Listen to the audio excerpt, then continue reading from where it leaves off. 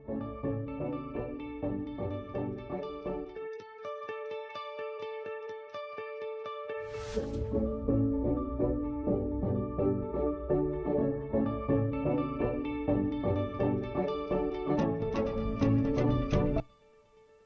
po mga katribu and welcome to Kalingang KaTribu. Siyempre ang inyong kalusugan at ang inyong tunay na kalagayan ay ang aming iniisip ngayon. Kaya po minabuti po namin na magkaroon ng isang special guest na pag-uusapan po natin ang holistic living.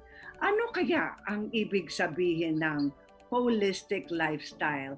Please welcome sa ating special show ngayon si Rashmi Tolentino Singh.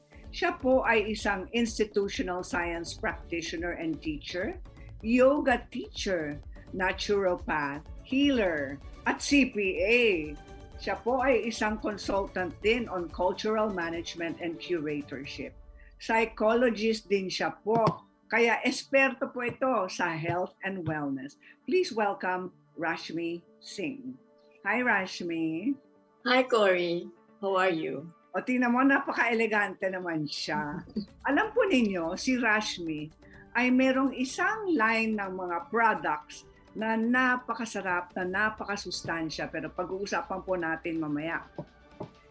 Rashmi, let's talk about ano bang ibig sabihin ng holistic lifestyle? Holistic lifestyle, as far as I'm concerned, is being consistent with our feelings, with our thoughts, with our words, with our actions in life. You know, it's one life. Therefore, we cannot compartmentalize it as this is good and this is bad. It's one whole life.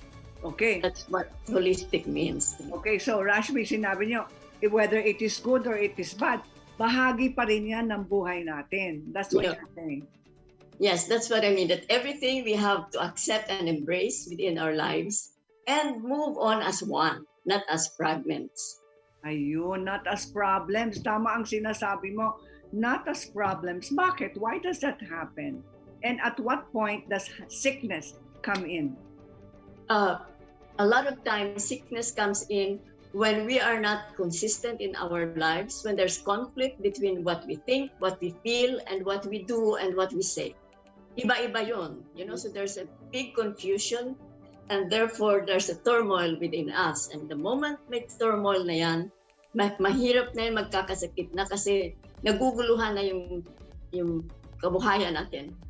You know, our lives get confused, our minds and our hearts do not coordinate. You know, there's no coordination. So parang napilay-pilay na yan. Okay, paano ba tayo magkakaroon o maaring magkaroon ng yung ugnayan, di ba? The connectedness, the unity of our body, mind, and spirit. How do we begin? I mean, you are a yoga teacher. You are also a healer and naturopath. So, in the course of your practice, how do you teach your patients to find that kind of balance? Well, the first thing that we have to do is to accept ourselves as what we are. Mm-hmm. Because many times we want to be something and we think we are not something and we don't address what we really are. So we have to accept what we are, we have to honor it and move on from there. Kasi if we don't do that, we will have there will be disparity between the way we feel, the way we think, the way we act. You know, and then the moment there's disparity, there is confusion in our being. And then there's a level of toxicity that starts to happen because certain things are functioning one way and certain parts of us are functioning the other way. So we have to... Rashmi, ang sinasabi nyo, yung ating emosyon, kinakalaban niya ang ating, parang dalawa yun eh. Yung, ang ating isip.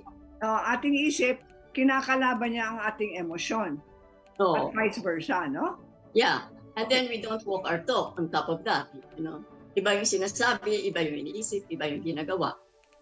So medyo magulo yung buhay natin. Isip, emosyon, yes. At gawain. Okay? Yes. So, how do you find a connection or connectedness or harmony para magkaroon ng balanse sa tatlo? O nag-uusap sila sa isa't isa? Paano yan? It basically is, we have to go deeper than that. We say that everything is inspired by the Spirit. Whatever the Spirit dictates goes into the soul. And then the soul communicates to the heart communicates to the mind, and the mind communicates to our action. If we are consistent in listening, more or less, nasusunod natin yan, nabubuo tayo. But hindi tayo nakikinig how we feel, ay hindi tama yan, iisipin mo. And then, ay hindi ganito ang gagawin ko. So it becomes very complicated for the system. Halimbawa, let's give a very concrete example. Okay.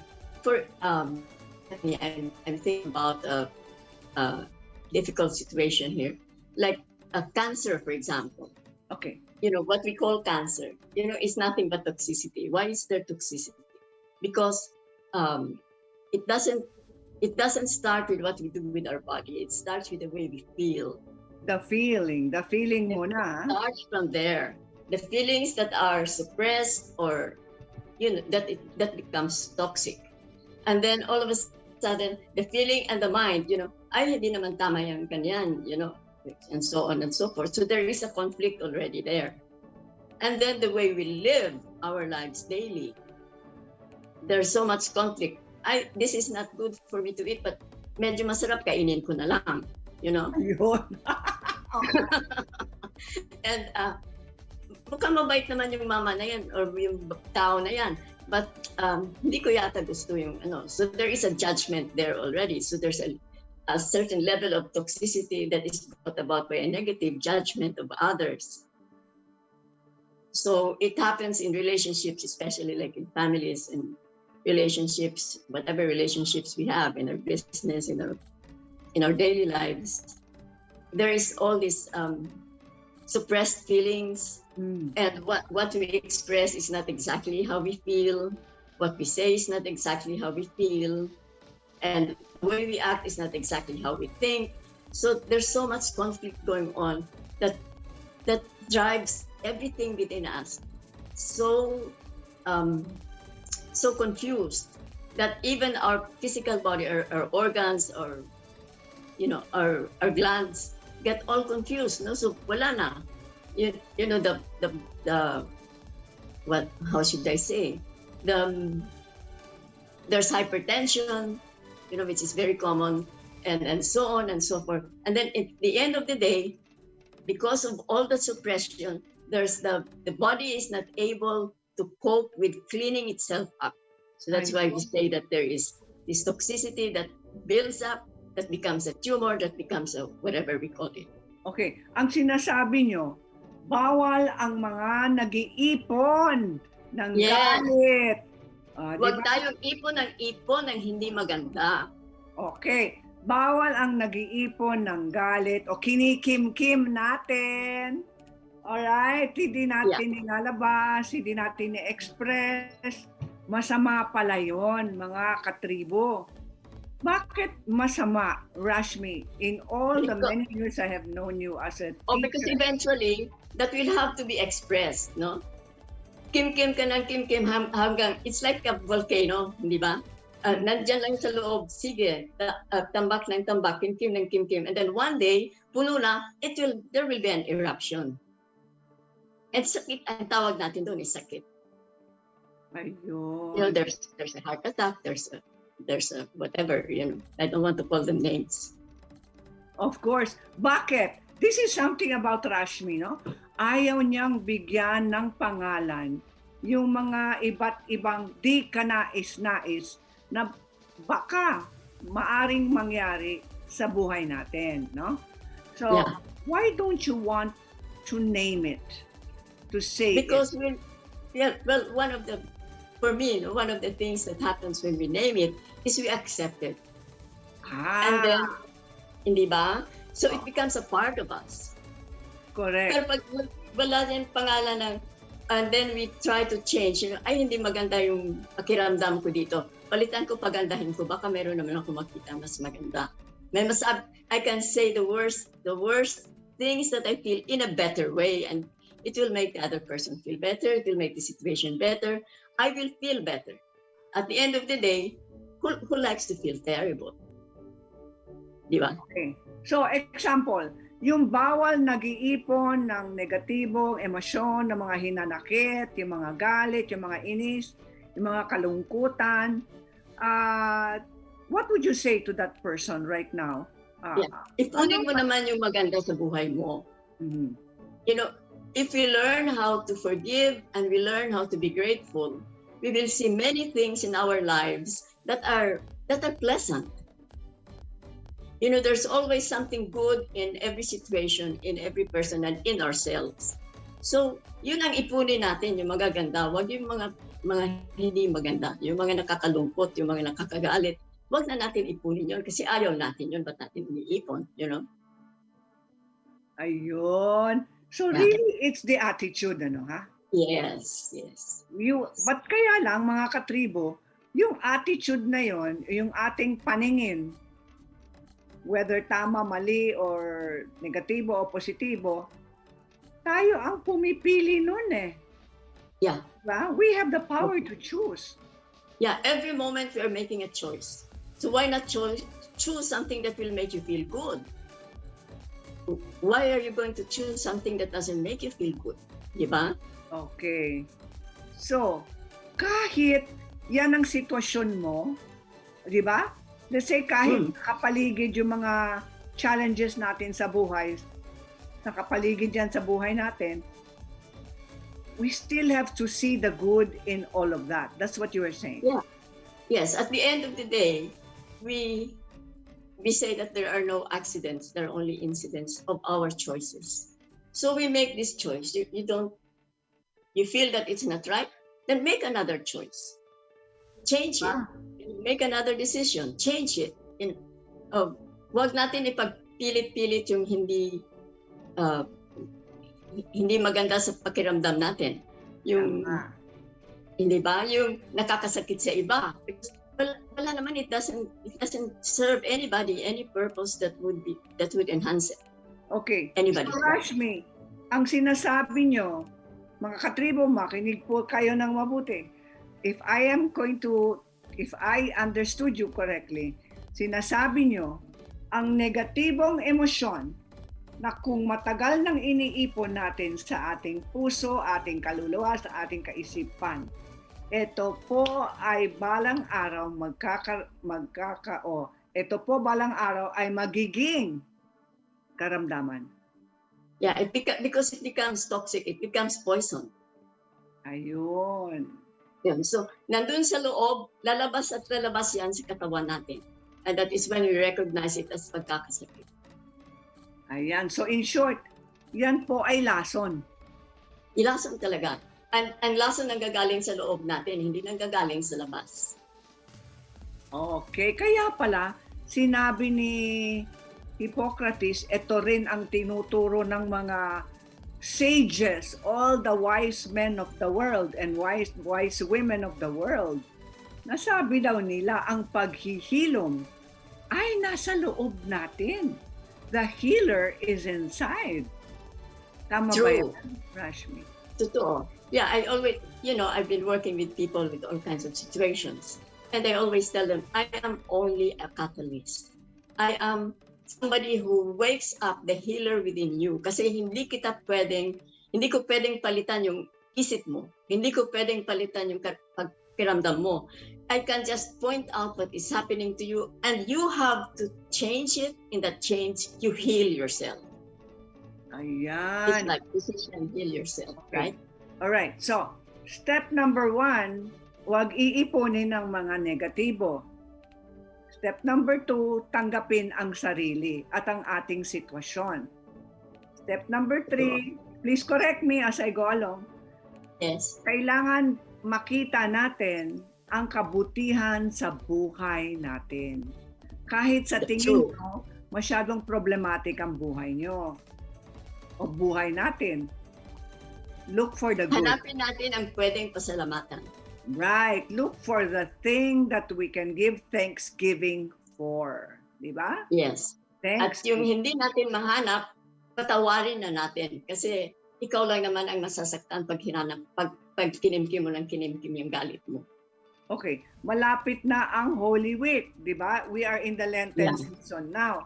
Yung pagpapatawad sa isang tao na nagdulot ng matinding kalungkutan o galit sa buhay mo o perwisyo sa buhay natin, bakit napakahalaga yung pagpapatawad sa kapwa? Well, because, you know, in English we say forgiving, right? It is letting go. Alisin na natin sa sarili natin yung hindi natin gusto. Ayun. I mean, bakit mo itatanim sa sarili mo yung nakakasakit sa'yo? It's like double jeopardy, right? Sinaktan ka na, tapos sasaktan mo pa yung sarili mo. So, yung mga tao, okay, you're saying then, those who cannot forgive are still hurting themselves. Of course, because for every thought that we give out, we experienced it ourselves first before the other one gets it, di ba? Yung nararamdaman natin, whatever we feel it first before we could express it to another. So, tayo muna bago sila. So, bakit mo naman gagawin sa sarili mo yun? You know, ipakawalan mo na, you know? Let it go. Let it go. Pero merong isang kasabihan, I can forgive but I will not forget. Tama ba yun? Ay, punuin mo yung isip mo. You know, what do you want to fill yourself up with? You know?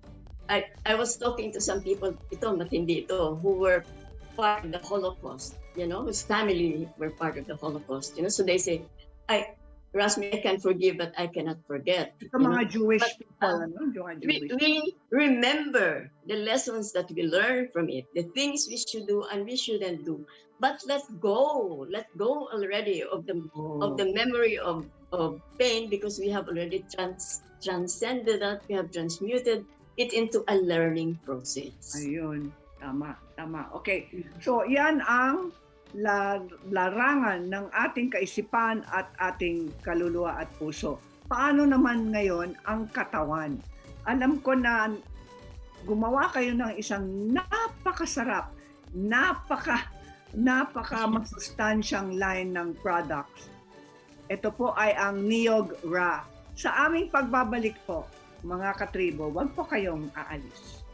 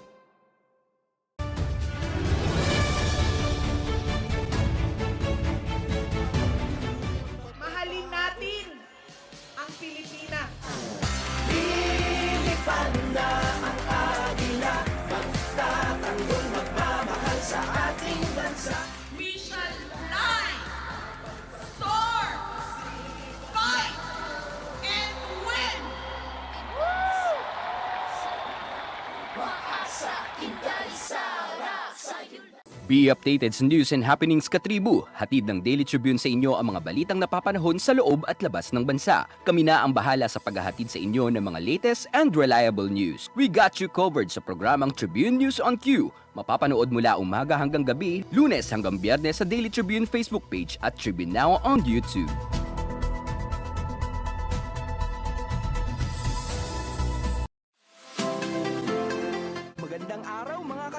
Narito na ang mga makakasama nyo tuwing umaga sa programang Gising Na. Roy Pelevelo, Atty. Lia Badillo Crisostomo, Vernon Velasco, Kim Sancha at Chert Balagtas.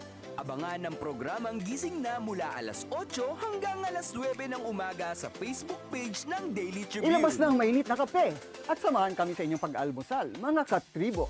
Simulan natin ang bawat umaga with good vibes sa mga informative and recreational segments ng aming programa. Maaari niyo rin ibahagi sa amin ang inyong opinion via Daily Tribune Facebook page at Tribune Now sa YouTube.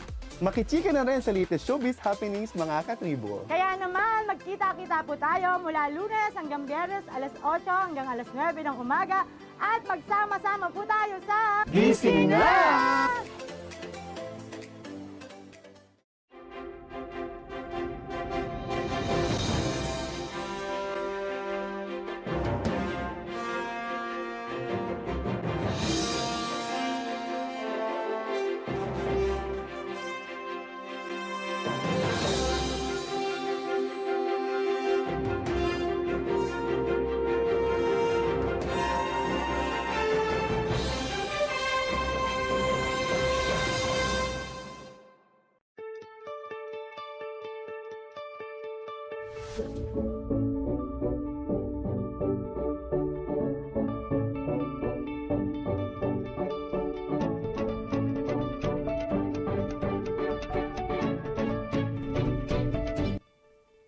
Welcome back mga katribu. This is Health and Wellness at Holistic Living. Kasama po si Rashmi Tolentino Singh. Rashmi, your new line of products are superb. Hindi niya sinabi sa akin na meron na siyang bagong line ng products. Pumasok ako sa isang tindahan, sabi ko, ano yan? Bago yan, gusto kong tikman. Wow, nung tinikman ko, sabi ko, teka muna. The best I have ever tasted. A whole yogurt line made from coconuts. Imagine that mga katribu, 100% vegan. Okay, Rashmi, let's talk about that. Yeah, well, it's the origin of that is a little bit esoteric, no? Because when after the furniture, when we put it in the back burner, we were thinking, what should we do now? You know, what could be more meaningful than beautifying people's houses, making them feel good? You know? Yes. So, Rabi, you know, used to my make husband- furniture, beautiful furniture. Yeah, we were doing furniture. We were exporting furniture for 24 years. You know, Yes. so we said, sa back burner na yung furniture because of all the things that are happening globally and all kinds of situations. So we said, what are we going to do now? Then we realized what it was, that we have to go back to the original health and wellness thing that we started with, which the clinic and so on, and the classes. So one day after meditation, Rabbi and I looked at me and he says, I come from the yogurt country because he's Indian, you know. So he says, we should do yogurt. And I said, let's do it plant-based. You know, so what could we use? He said, the Philippines is the highest producer, the biggest producer of coconut in the world. Right. You know, and we barely touch the surface of what a coconut really can do. So we said, let's try coconut. And he said, paano tayo mag-coconut? Magata-gata tayo. You know? It was really quite funny. And then, Where are your products? Oh, there. Oh. yeah. I mean, you know, Binidyo ko so, yan.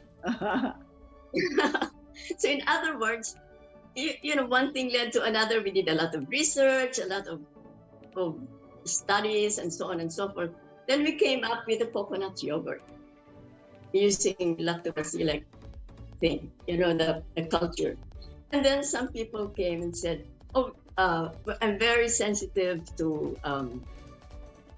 lactose." You know? Right. So I said, so we have to do something that does not use lactose. So a German friend of ours came and said, what do you think of this? He gave us kefir grains. You know, and he said, what do I think of that? I don't know. I don't know what to do with that. And he says, this is what you do with it. Da, da, da, da, da, da.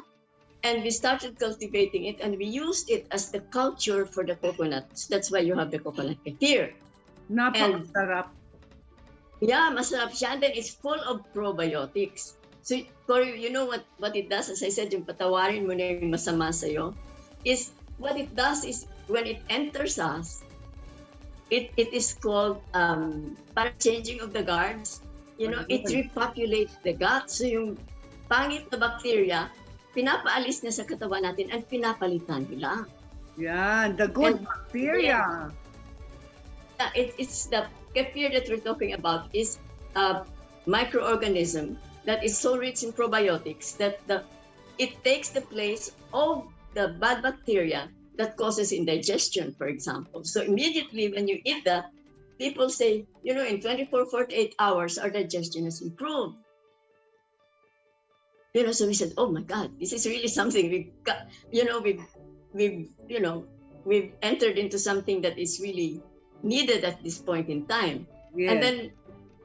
And then what happens is we did more and more experiments. I'm the guinea pig, and we found out that it really boosts the immune system.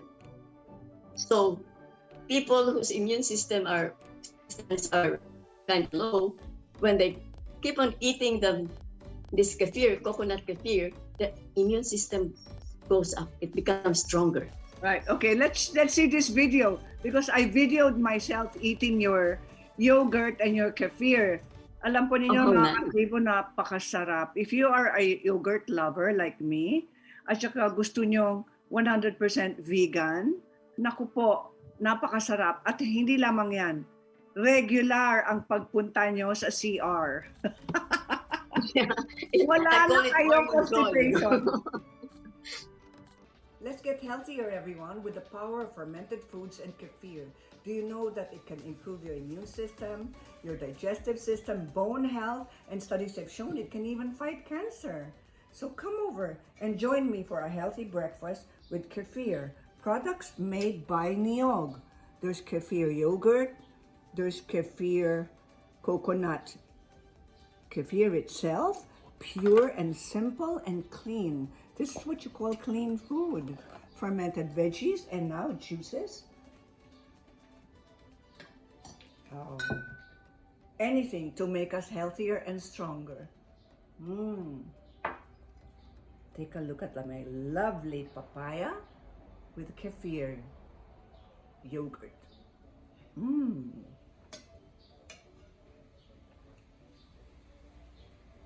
Absolutely divine. How did you like that, Rashmi? Yeah, that's really nice. Yeah, about the kefir crowd, I call it kefir crowd in honor of our stay in Germany. It's, we Filipinos, we have a lot of achara, right? But the achara, we cook the achara, we put vinegar, we put salt and sugar, usually white sugar. So I said, how can I make this healthy?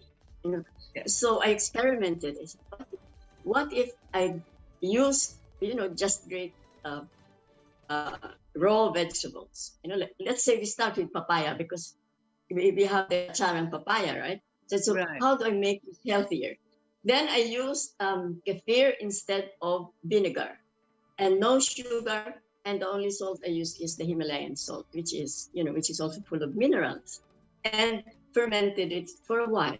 And the people liked it. You give it away to people to taste, like you have to taste it. I love it. And and they say that it really gives them energy and so on. So we continued it, and then we have this dayap here in the Philippines. Where we have the dayap, and he said, "What do I do with this dayap?" Because a friend had four trees of dayap. So I said, "What if I just ferment this with salt and a little bit of the kefir water, and let's see what happens." And I kept some for a year, and the dayap, you can even eat the skin. Yes, I know. So good. Yeah. So it's again another way of making what is common to our daily lives healthy. Yes. Alam nyo, Rashmi, meron akong kaibigan, yung asawa niya, katutak na gamot iniinom niya, hindi pa rin maayos-ayos ang problema niya ng constipation. Sabi ko, ang kailangan niya, itong kefir line ni Rashmi ng Niyogra. Tapos meron ka rin yogurt at kefir. Kaya, sige, so she bought your products, okay? Pagkatapos, within 48 hours, tumawag siya sa akin, Cory, regular na yung asawa ko, wala na siyang constipation. So I really have to thank you, Rashmi. Yeah, I thank you for telling her about it, because she said, oh, my husband it not only helped him, he really likes it. He really likes the taste and so on. He said, I'm really happy about that. Okay. Para sa kaalaman ng ating mga katribo, bakit napakahalaga ang probiotics or good bacteria sa loob ng ating sikmura. Yeah, because if your digestion is in order, almost everything in your body is in order. And then you can think better, you can be more positive in your feelings. Meron kang pasyensya, mahaba yung pisik mo because you're feeling good. When we are not feeling good, when we have indigestion, when you don't go to the, when you don't evacuate every morning, mainit ang ulo mo. Tama. Hindi ba? You know, so pag happy ka, that's why I call it morning joy, you know, because pag happy ka, your tolerance level is higher. Ayun. Okay. Yeah, so you can understand the situations better. Na kaya pala ganyan yan kasi may problema din yung tao. You know, instead of saying, ano ka ba? You know, so Rashmi, yeah. saan ba mabibili ang mga produkto nyo? Can we show Yeah. the products again? We'll flash it again there. That's your picture with Ravi, your husband. Yeah. Say hello to Ravi for me. Yeah, he went somewhere. He's taking care of the dogs. You know, we have dogs who eat kefir. You know, it saved the life of one of our dogs. Oh, That's another thing I would like to bring up. Hindi lang sa tao, yung mga hayop natin. paano? Sinabi niya- Nakain ng ahayop yun? Ng Yes, aso? one of our poodles was really, the prognosis was very bad because he hasn't eaten for like 2 weeks. You know, Yeah. he hasn't drunk. So the vet was really, you know, he says you have to prepare yourselves. Sabi ko, no, he's going to live. You know, and we prepared yung kefir, you know, and we mashed some banana and we put it. I said, put it in a syringe and feed it to him. You know, and after 2 or 3 days, he calls me. You know, you can pick up your dog. I said, namatay niya yung aso ko. Hindi po, tumatalon-talon na po.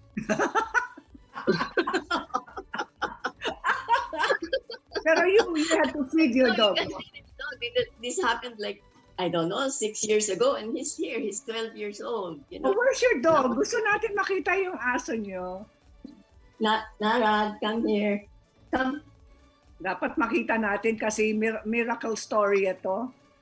Ayan, nabuhay siya sa kefir. Hinalo Oh, niya sa yung kefir. kefir sa And then kanyang we had a friend of ours had a Great Dane.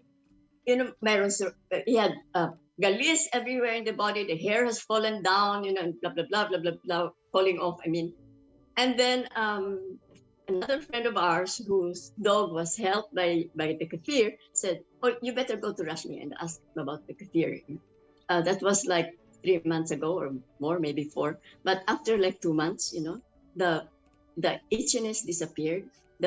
The hair started growing, and now he's a beautiful Great Dane again. Happy with dog. black Ang coat. galing. Ayan, para sa ating mga katribo na may problema sa kanilang mga aso. Pero Yeah, pwede rin ang sa dami na pusa. aso na tulungan. And pusa. Ano binibigay yung kefir beverage? O yung yogurt? No, the you know the yogurt, the kefir yogurt. Yes. That is like you just mash it, you know, Yeah. because they will not. Some of them will take it. There are some dogs that really lap it up; they like it, but some have difficulties, so we put it in a syringe and just feed them. Ayun. Okay, that's good news, It's ha? easy. Most animals like it. Ay, ang galing. O sige, that's a Yeah. nice tip, Rashmi. Para sa mga tao naman, what are the health tips you can give to our katribo with regard to eating the right food? Yeah. Well, the first thing I always say is the best thing for us to eat is what is around us, right? Yung anong gulay ang nasa paligid natin that are indigenous to the country. Right. You know, it's not like something we bring in and from another weather and fit it Okay. into our weather. Tama. First is that. 2 is that we have to eat that which is easy for our system to digest and to assimilate. Okay, ano yung easy? Anong easy sa ating Easy. Madali mo makita yan easy when you are, you know, when your digestive system is able to handle it. You can evacuate easily, you know, and then you feel like you have energy because of what you ate. Okay, so what's the right food? well, I would always say fruits and vegetables are number one, right? And we avoid food that are very difficult to digest, which are, like, I'm not saying everybody should be vegetarian, although I hope they were, but if you have to eat animal products, for example, you have to make sure that you don't eat it all the time. And you have to make sure that your system is strong enough to digest it and let it out. Kung hindi kaya, wag mo kainin. Di ba? Nahihirapan ka na, ba't hindi ka kainin? If you cannot even go in the morning anymore, then why are you going to eat something that you cannot digest? Cannot help you. Correct. Di ba? I call that the suicide program. Maski na alam natin, masama sa atin, kakainin pa rin natin. And then I always tell people also, please avoid too much oil in the way you cook food, and try to eat as much raw food as possible. Ayun. Yun. And but people say they don't know. Of course we know. We know what is good for us. We just ignore it. Hindi naman tayo tanga. Alam naman natin yan. Hindi lang natin pinapakinggan yung sarili natin. Ayan. Okay. So, I think ang sinabi naman ninyo ay sa tulong din ng masustansyang pagkain at lalong-lalo na sa pagdadagdag ng kefir at yogurt na vegan line. Yeah, I use it as salad dressing. I use it as make it into smoothies for children. Mix it with like mango or banana or something and blend it so that the children will think that they are eating like ice cream. Ayun. So you can be creative about it. Kakainin ng mga bata. Or even the drinks, they will drink it. I sent you some of the kefir drinks that we have, and that's also nice water with kefir. And some herbs that grow in my own garden, basically. Wow, Rashmi, ang galing nyo talaga. Never have I thought that you would create this wonderful vegan coconut line kefir and yogurt. Saan mabibili ang produkto? Rashmi? Yeah, actually we have a commissary. Pwede silang tumawag, and then we can deliver or they can pick up. That's 7 days a week. And then every weekend in Makati, there are 2 markets, the Salcedo Market on Saturdays and the Legazpi Market on Sundays. We have booths there, so they can go there. Okay, so may Saturday market kayo and Sunday market sa in Salcedo Legazpi. At sa Sunday market sa Legazpi sa Makati. Yes. And then during the week, they can come to us, to our commissary, or we have resellers like Real Food. They have now 3 branches in Molito Mall, in BGC, and in Rockwell. This is Real Food, REAL. Real Food. Doon mo yata nabili. I think that's where we were able to buy what. Ako nakita, sabi ko, ano ba ito? Something different. Anything that is made of coconut, mahal na mahal ko yan. Yeah. Because it's ours, we're the biggest producer of coconut. Why are we not using it in other ways like making copra? And I'm not saying it's not good to make copra. I'm just saying that there are other uses for coconut. Okay. And then there are people who sell online also. Ah, yes? Okay. Yeah, like organics.ph. These are the barons. You can order from them online. Ah, I see. But if they can call you, they can also order straight to your commissary. Yeah, they can order straight from us, and then we can deliver, or they can come and pick it up. Like and what contact number, Rashmi? Contact numbers? 0939-902-4808. That's a dedicated line. Okay, ayan mga katribo, nakita nyo yung number ng Niyog. Siyempre, Rashmi, Niyog ni Rashmi.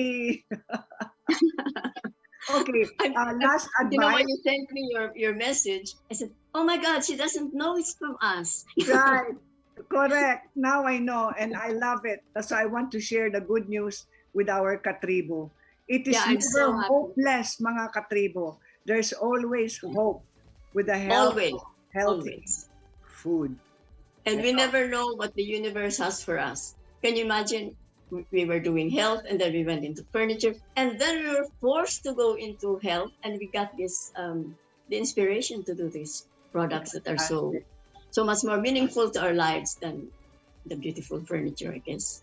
Right. Kaya mga katribo, ibig sabihin, pag sinasabi natin sa sarili, hanggang dito na lang ang buhay ko, hindi yan totoo ayon kay Rashmi Singh. Right. Tama ba, Rashmi? Right. Yeah. Right. Okay, And I give like us your our- word Katribu, because we are one tribe. Right. one word. We are one Yeah. tribe. Of course. Yeah. Rashmi, can you give us one more piece of advice before you say goodbye? Yeah. What would you like? Yeah. At the end of the day, our responsibility is towards ourselves. And the best way we can express this responsibility is through gratitude and honoring of the gift of life. Huwag natin sayangin yung buhay. It's a gift. It's a precious gift. We have to honor it. So, pag sinabi natin, hindi maganda yung buhay ko, parang sinampal-sampal mo yung buhay mo. Because sinampal-sampal mo yung the most precious gift you have received as a human being. So we have to honor it. And that's why we have to put in only good food. We have to think good thoughts. We have to feel good feelings as honoring of that life. I guess that's what I can really say.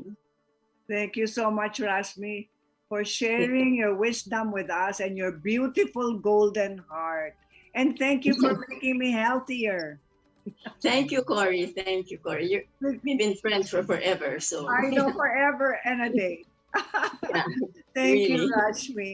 Thank you so much, Cory. Mga katribo, Stay well. ang ating Bye. episode. Take care, Rashmi. Love you. Thank you. Take care. Take care. Love and light. Love and light. Mga katribo, yan po ang ating episode ngayon, Holistic Living. It's never too late to have. Yeah. Thank you for your program. It's very timely and it's helping a lot of people.